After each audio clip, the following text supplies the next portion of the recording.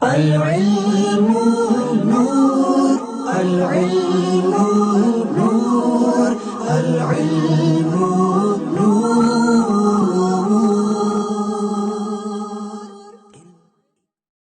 الحمد للہ رب العالمین والعاقبۃ للمتقین والصلاة والسلام علی سید الانبیاء والمرسلین اما بعد فاعوذ باللہ من الشیطان الرجیم بسم اللہ الرحمن الرحیم الصلاة والسلام علیک یا رسول اللہ وعلی آلک واصحابک یا حبیب اللہ. حضرات محترم، دعا اللہ تبارک و تعالیٰ کی پاک بارگاہ میں آپ سب خیر و عافیت سے ہوں گے. ناظرین، آج ہمارا موضوع ہے سیرت امام مہدی رضی اللہ عنہ. آج اس پر کچھ روشنی ڈالیں گے. ٹاپک پر چلنے سے پہلے چند گزارشات عرض کرنا چاہتا ہوں. اگر آپ نے ہمارا چینل اب تک سبسکرائب نہیں کیا ہے تو ثواب کی نیت سے سبسکرائب کریں. ویڈیو کو ثواب کی نیت سے شیئر کریں. جب تک ویڈیو شیئر ہوتی رہے گی اللہ تبارک و تعالی ہم سب کو ثواب عطا فرماتا رہے گا.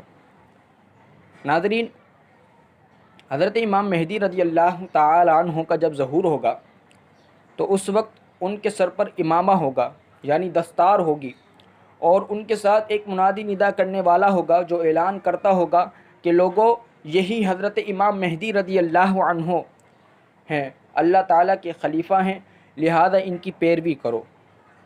جیسا کہ الفتاوی الحدیثیہ میں صفحہ نمبر 55 پر یہ روایت درج ہے.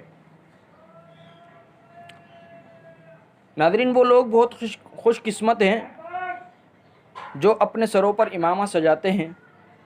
یہ سنت مردہ ہو چکی ہے، لیکن الحمدللہ عاشقان رسول صلی اللہ تعالی علیہ وسلم کی جماعت دعوت اسلامی والوں نے اس سنت کو زندہ کیا، اور اسے زندہ کرنا 100 شہیدوں کا ثواب ہے. اور امامہ سر پر سجانے کے لیے بے شمار فضائل و فوائد ہیں، جس کے حوالے سے محدثین نے فضائل امامہ شریف کے حوالے سے کتابیں لکھی ہیں. دعا اللہ تبارک و تعالیٰ کی پاک بارگاہ میں اللہ تبارک و تعالیٰ ہمیں بھی سر پر امامہ سجانے کی توفیق عطا فرمائے اور اس سنت کو زندہ کرنے کی توفیق عطا فرمائے. وآخر دعوانا الحمد للہ رب العالمین.